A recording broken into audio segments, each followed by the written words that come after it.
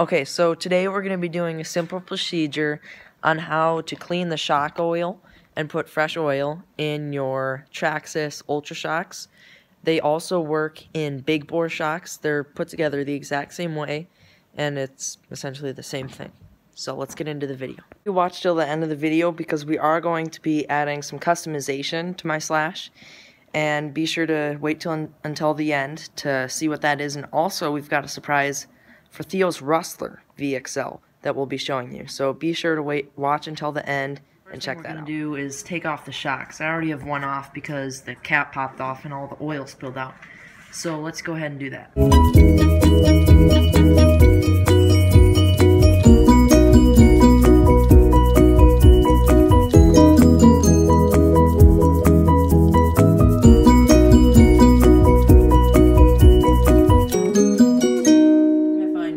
To do when taking off the shocks is to raise it up. I actually used my Traxxas battery and charger package and the two rear wheels to boost it off the ground a bit so you can actually get in there more easily. Now what we're gonna do is take off the cap on the front here, and this is actually what happened. Mine, the cap popped off and all the oil spilled out, so you can feel the difference and you can visibly see. This one pops up way too fast because it has no oil. This one is nice and slow. And that's what you want with the final product of the oil. You want it slow retrieve because that dampening is that's what you want. So what we're going to do is take a pair of needle nose pliers. I find that works best. And just start unscrewing the cap like so. Okay, so as you unscrew it, let's just undo this one right here. You'll notice you want to try not to compress the shock as you open it because you're going to get oil. There's a little seal right here. And what happened with this one is when the cap popped off, I lost that seal. So I had to buy more. Part number 1765.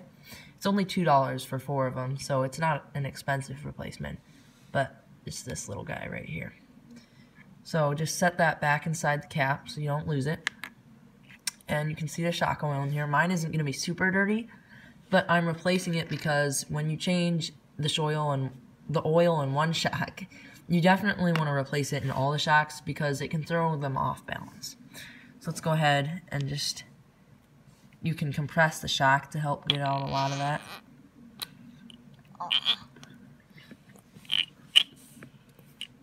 And just do that a couple times to get all the oil out. And you can see normally you want to change your oil when it's all brown. Mine is still clear. And it's best to do this in like a disposable cup or a little tray. Because this is definitely not going to be coming off any dishware. And you can see I got some on my hands. That's going to take a little while to wash off. Okay, so what I'm going to do is open up your shock oil and fill it about 1/3 of the way. Doesn't have to be an exact science. It's kind of difficult to tell, but basically, it's difficult to see it on camera. But anyway, what you want to do is just lightly, and I took off the spring because this makes it a lot easier, but just kind of turn the bottom, push it up and down lightly, just a little, not a lot. And you can see, I don't think the camera caught that, but there was just like a cloud of air bubbles that just went up. And you're just gently working those bubbles out of there. So you don't want bubbles in your shock when you're driving. So just work that for a couple of minutes. It doesn't have to be perfect. And then, okay, now we're going to fill it up almost all the way to the top. Sorry, just like to do it nice and slow to prevent bubbles from coming in. And this is really difficult to gauge, so you have to keep a close eye on it. But just below the surface, because this bladder in the cap, this takes up space in the shock, and if you put it on with it all the way up, there's going to be a ton of oil spilling out. You want it just about to the surface. And if there is any extra, it's okay, because when you put on the bladder, it will force it out through the sides here, and that also helps remove bubbles. So what we're going to do now is just start slowly screwing on the cap, like so, just by hand. You don't want to force it on, because that can actually tear up the bladder, the screws. And then gently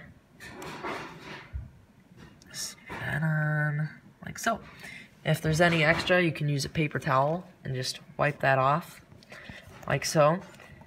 And voila, you've got a shock. Now, what we can hear here, if the microphone is even picking that up, there's a slight squeak. That's going to be sand that has gotten past the seals, little tiny grains of sand, and bits of bubbles in there. It's okay to have some bubbles. It doesn't have to be an exact science, like a lot of people think. And basically what you want to see is when you compress the shock, you see about that much come out, about a quarter of the way. You want, the further it comes out, the better. And that just shows you've done a good job. Product, and you can see I've added some aluminum shock caps, so that'll help prevent them from popping off. And the next one is we got paddle tires. So we'll show you those in the next video, hopefully.